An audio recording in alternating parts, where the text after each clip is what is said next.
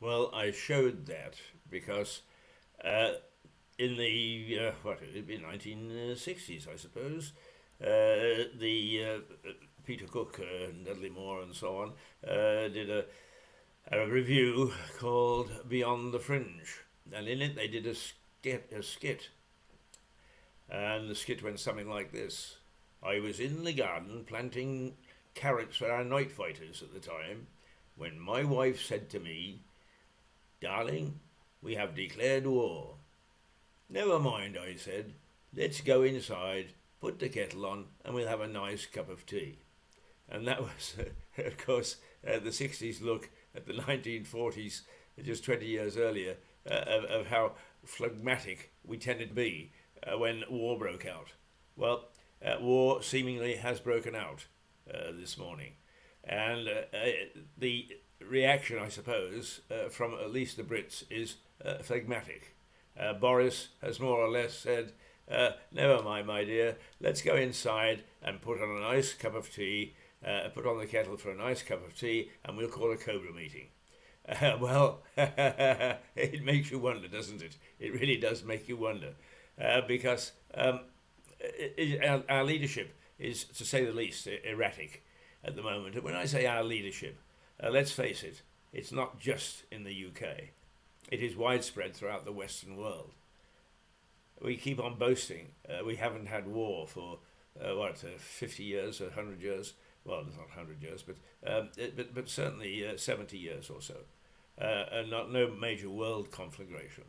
And now here we are, facing just that, because the headlines in the newspapers this morning are Putin warns of bloodshed. Putin warns of bloodshed. However, on the distaff side, if you like, the other headline is pay for COVID tests. Can you do anything more disparate things? And we're likely to have Russians knocking on the door tomorrow, but in the meantime, you're going to have to pay for your own COVID tests.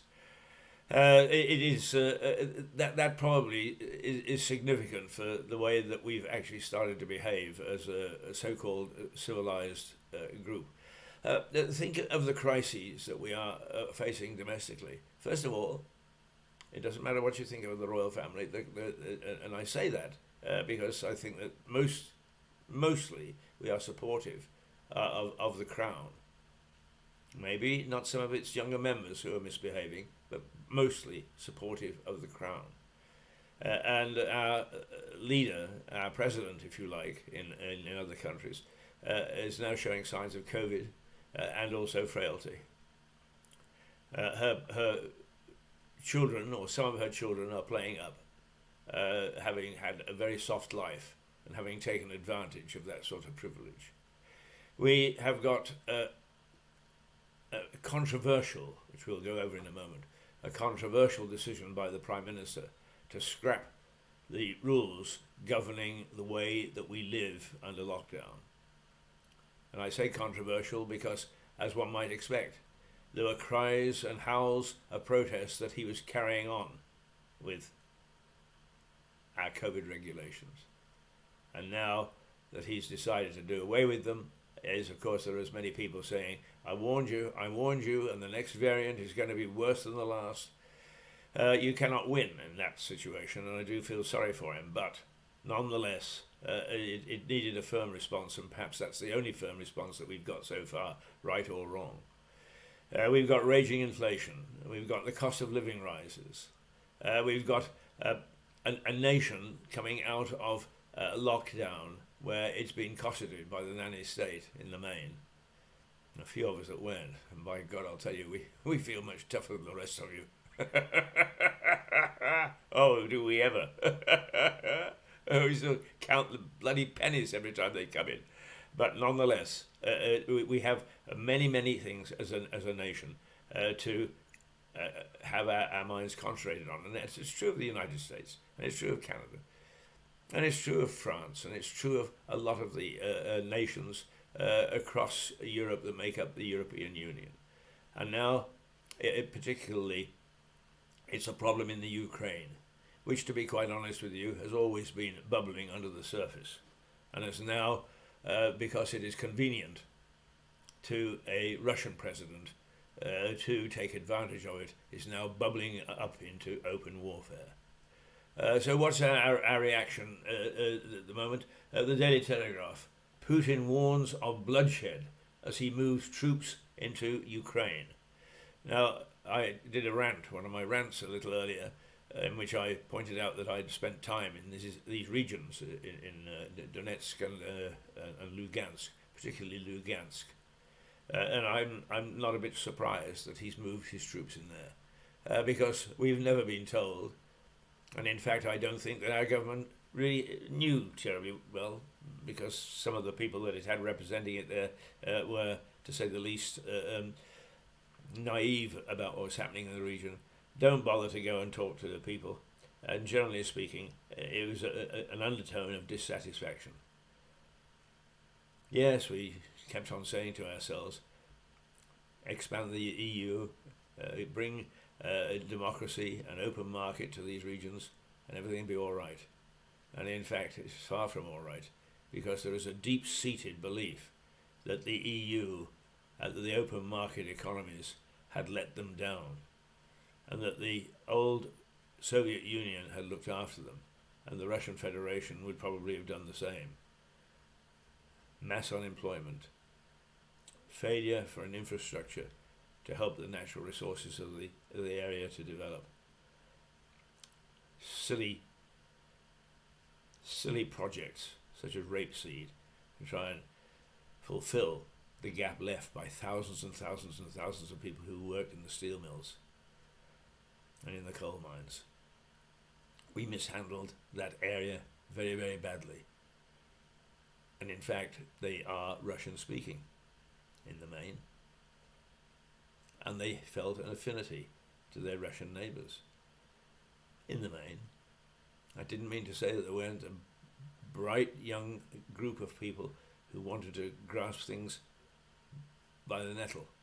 But when you are over 50 and suddenly some of the things that you enjoyed, at least some of the safety nets were taken away and nothing put in place, you can understand that there's a lot of tension bubbling in that area. At that particular time, it didn't seem as if we were having Russian leaders who were going to take advantage. Well, now they have, and this is what we've got. And I think that to some extent we should have known about it and been prepared for it for quite some time. But then, unfortunately, we, as members of the European Union, and then since Brexit, since we've got to start to look after our own backyard, we have been busy looking after our own backyard and not paying attention to what's going on in the world. And that was bubbling a long time ago. The Guardian, Putin puts Russia on collision course with the West over Ukraine. Now, sometimes you have warmongers, sometimes you have people who will take a scrap of information and expand it without any real evidence. Our intelligence forces and the American intelligence forces say that Putin's plan to take over the whole of Ukraine is well laid out. And one of the newspapers actually put in a map showing what the Russian military strategy was for taking over the entire country of Ukraine. Is that right or is that wrong? Sometimes, you dip in your toe to see what happens, and then you take it further. Is that what Putin is doing at the moment? Dipping his toe? He's being very careful about it, and if I may say so, militarily sensible about it, if that's what he's got in mind, because he's going for the areas that are the soft underbelly of Ukraine, the areas where Russian-speaking soldiers in the streets isn't going to upset a lot of the population. It's a real problem. But anyway, let's see how the other papers are reacting. The Times, Putin sends tanks into Ukraine. The Financial Times, Putin recognizes 2 breakaway republics in eastern Ukraine. Interesting headline, in as much as it doesn't actually suggest that he's doing any more than we have done in the past, and the world has criticized us for. In Ulster, for instance, and to some extent with the antics of Nicola Sturgeon in Scotland. Certainly with some of our remaining territories overseas. There's an argument, an international argument for a lot of this stuff, which we will find very difficult not to react to. One of the criticisms that my Russian friends, and I have a number of Russian friends, and this morning there was a commentator on the BBC saying the Russian people don't want war. Then in fact, so I keep an eye on just what's happening, because in times of stress such as this, when anything can happen from hour to hour, that it's important that I don't say something only to find out to be contradicted 5 minutes later by what comes up on the screen.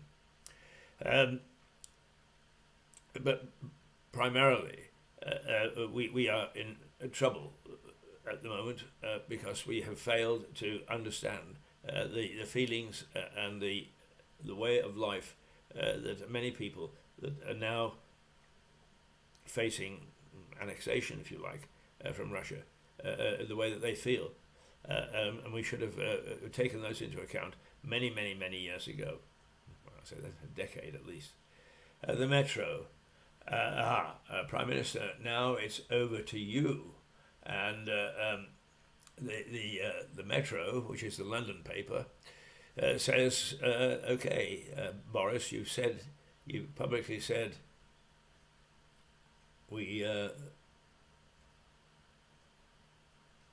you're going to relax everything. In other words, all the restrictions over COVID and lockdown and so on are going to be lifted. Can you steer us through this? Well, to be quite honest with you, here are two major issues, because while the popular view in many areas anyway is that the restrictions should be lifted and let's get on with it, because you've got experts saying this is no worse than flu, we've got to live with it anyway. Is of course then you got the experts, the scientific experts saying, hey, hang on, it's far from over. And there could be other variants on the way that are going to be 10 times worse than the ones that we've had. What do? You've got to take a stance one way or the other, and whichever, you're damned if you do and you're damned if you don't. Unfortunately, we are almost in the same situation with war. Damned if you do and damned if you don't. If in fact we leave the situation as it is and say,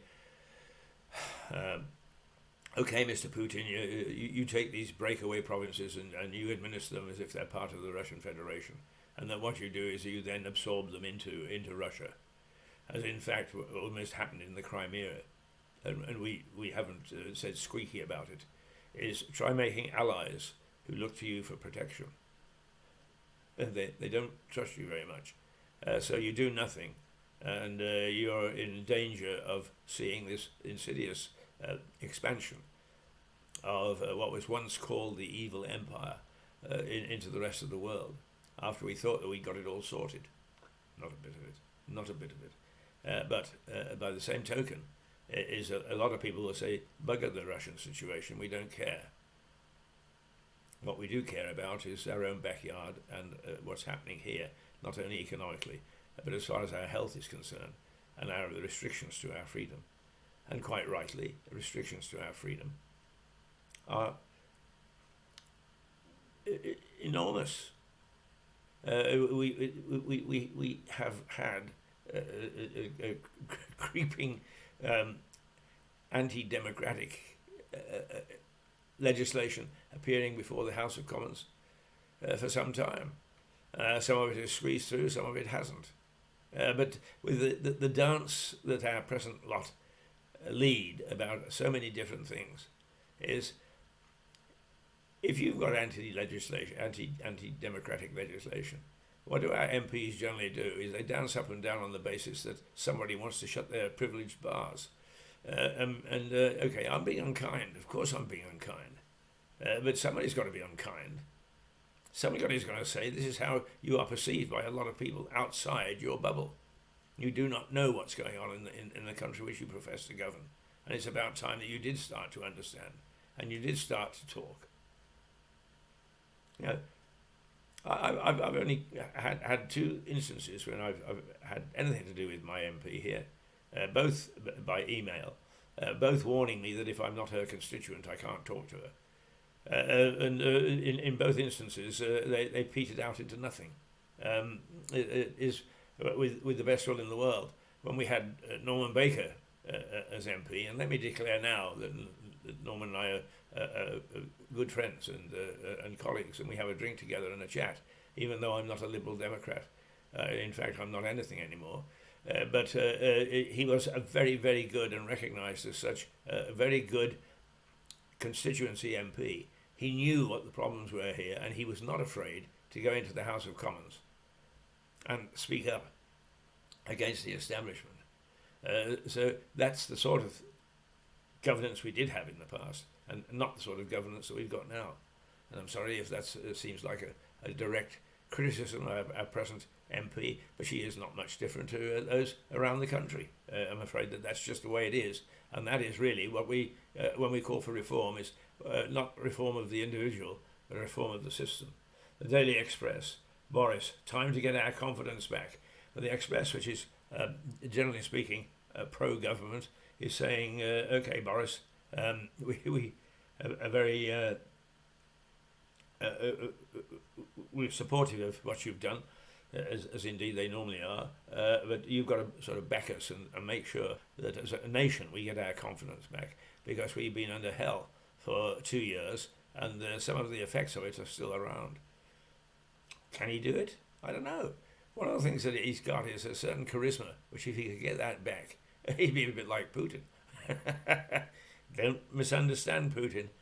Tough man though he may be, he's very charismatic and has carried a lot of the Russian population with him, despite the fact that they're aware that some of his treatment of the opposition is far from the sort of open democracy that we enjoy in the West, or thought we enjoyed. All right, the new COVID plan, pay for your own test. Well, that it probably reflects exactly what's happening. The evil empire is at the gates, bristling, not with bayonets anymore, but with rockets and with cyber attacks, which the, if you like, non-democratic countries have used to great effect already and will use again in the future. And what are we worried about is whether we've got to pay for our own COVID tests or not. I mean, it does reflect to some extent the navel-gazing that has gone on, and that perhaps we're going to have to switch to looking at the world generally. And if Vladimir continues his expansionist policy into Ukraine. Boris sews off the shackles, says the Daily Mail. Once again, the Daily Mail has taken the international crisis as secondary to the COVID decision, and the Mirror, a lateral blow. And that that's a play on words, isn't it? Because there's something called a lateral test or something of the sort. Once again, you're going to have to pay for it. Well, it's probably wrong that you've got to have to pay for it, because it is a direct reaction, if you like, to decisions by government. And surely so there should have been some consultation with us as citizens. But then, is that democracy gone wild? Is anybody going to talk to us about going to war or not going to war? Not bloody likely. The Sun. My Derek's 11,000-mile trip of hope. Aha. Let's see. I think it's Kate Garraway. That they've gone on looking at the individual thing, and her husband went to Mexico for some high-tech treatment of let's see. I think perhaps something he was suffering from COVID. But there you go. That's the way the Sun sees it, and the Sun has deliberately steered away from being too controversial with its headlines. because it doesn't say so, but it's very close to the government as well. The Daily Star, a bacon butty horror, a sarnie short of a picnic, it says.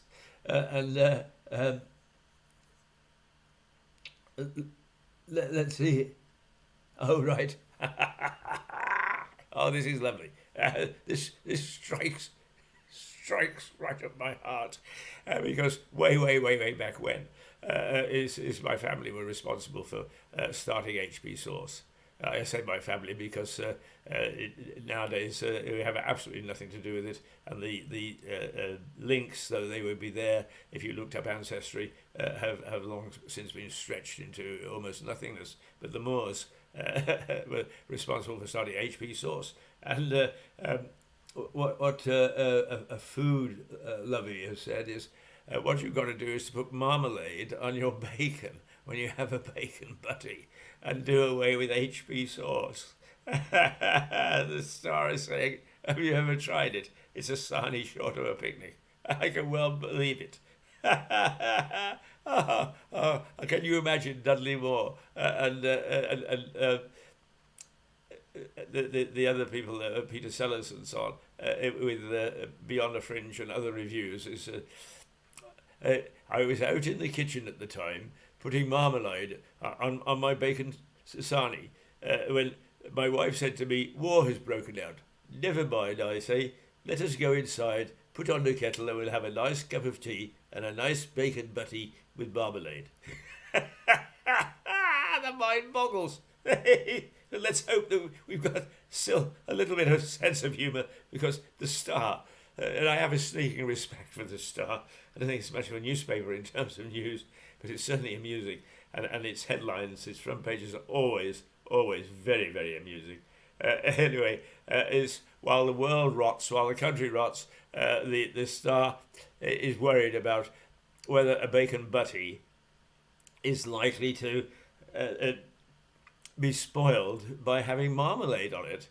And since we get now bacon and egg ice cream flavours, I don't suppose that really it may be worth trying. In fact, I'm almost tempted to try that experiment myself, except, strangely enough, I've got a very nice marmalade made by a lady in Lewes called Janet Evans, who does it for charity. She gave me a little pot because we're friends, and she sometimes asks me to try these things out. But I haven't got any bacon at the moment. I have to go down to the store this morning to experiment with that. It's a bacon butty. But it is. I'm a good one to experiment because amongst my friends it is well known. Because since my late wife died in 2013, various people have tried to marry me off in various areas, and I'm not much of a catch. But anyway, my demands are that not only would any potential new lady in my life be gorgeous, but she'd have to have a very healthy bank account and also know how to make a decent bacon sarnie. So have I got to change my criteria to a bacon sarnie made with marmalade, as driven by the Daily Star on its front page? Well, that's it's very disturbing morning, to say the least.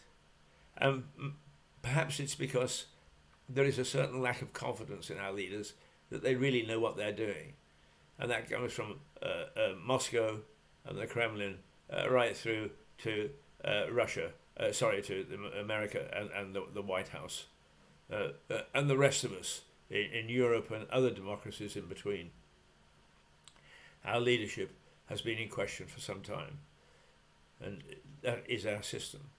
All right, very small fish in a very tiny pond, and I think that she would accept that. In fact, she actually said it when I had the mayor of New Haven on. She said, reform, it won't happen in my lifetime, and she's a young lady, and understood the field in which she was operating. She said, small potatoes, small pond. The only thing is, of course, is if we live in the small pond, we want to know that it's being well tended, that the water is pure, that environmentally we're looked after. and economically it isn't going to all drain away. So she was quite right to take that view. But it also reflects the wider view, and it's the wider view where the real decisions are made as to whether we go to war or we don't go to war, what sanctions we apply, what do we do to our own people in trying to prevent another leader from stepping out of line. It's a difficult, difficult situation. And this is in a year where let's take a thing, because one of the things that we're concentrating on over the next few weeks, and we've done a couple already on Mirador Television, is this.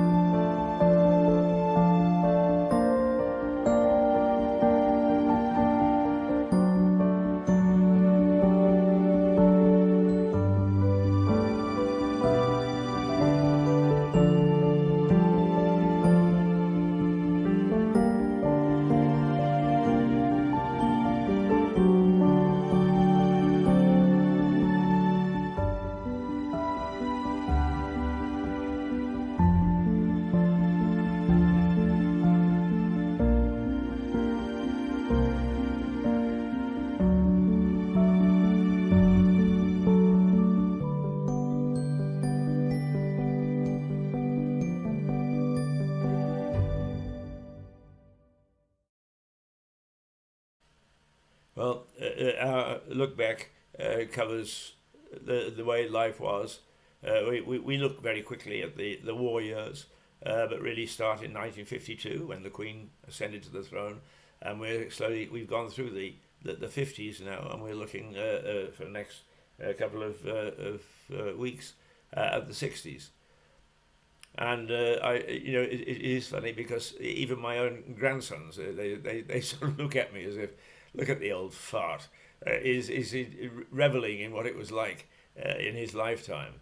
But let me say this to you, that in the late 1950s and the late 1960s, when I became aware that bank accounts and doing banking was important in the scheme of things, is I went and I spoke to the bank manager. Now, in the evening of my life, I don't have a bank manager. I have people in the bank, but I don't have a bank manager. I talk to a bloody computer. I don't talk to a computer. The bank talks to a computer on my behalf, and I accept what they say. Well, there are a number of things that went so bad in the time that I grew up, in the last few decades, the Elizabethan era, if you like. And when we see our monarch looking frail, suffering from COVID, and having all sorts of domestic problems, I would ask you whether it was better then, or is it better now? And when I sit and wax lyrical about some of the things in the past, and people say, yes, yeah, but the children had bad teeth, which, believe me, dentistry in those days was yank it out. Yes, some good and some bad, but we don't have to glorify the bad, which is brought on mostly by the use of computers.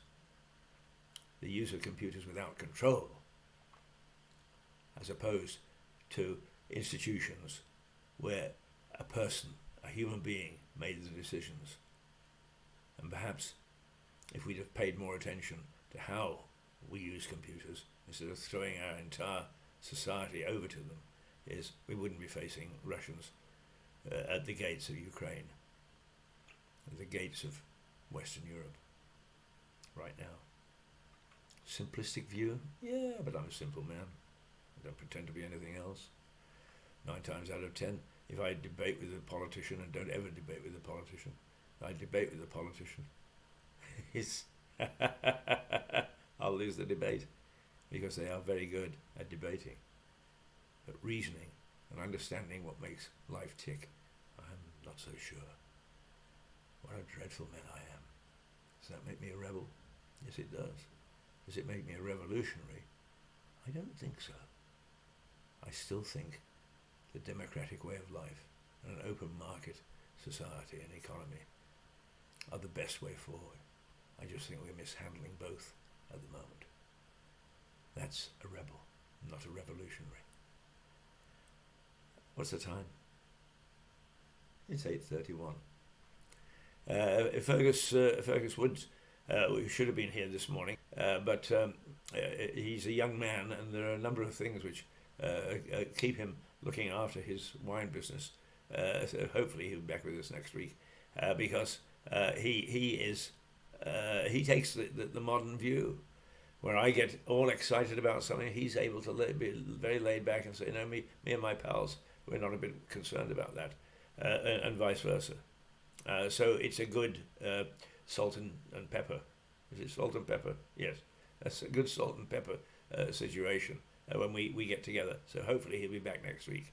But let's just see if we got any comment.